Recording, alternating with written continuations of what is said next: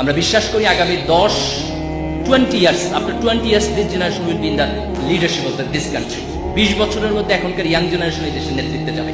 এই young generation যদি তার প্যাট্রিয়টিজম ঠিক রাখতে পারে,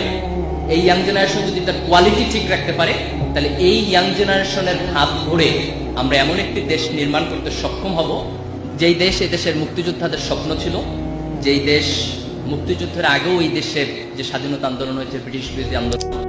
এই আন্দোলনে যারা অংশগ্রহণ করেছে তাদের যে স্বপ্নের স্বাধীনতার স্বপ্ন ছিল, সেই স্বপ্নটা আমরা বাস্তবায়ন করতে সক্ষম হব বলে আমার বিশ্বাস হবে। স্বাধীনতার পরে যে জেনারেশন এই দেশকে নেতৃত্ব দিয়েছে, they are completely failure to give the পথ, এন্ড উই এক্সপেক্ট এই দেশের তরুণ প্রজন্ম, এই সোনার সন্তানরা যদি এই দেশকে ভালোবাসতে জানে, যদি তাদের নিজেদের জীবনে এই দেশের ব্যাপারে একটা সততা থাকে, একটা দেশপ্রেম থাকে, এবং গ্লোবালাইজেশনের যুগে নিজের যোগ্যতা দিয়ে যদি সে কম্পিটিশন করে টিকে যেতে পারে,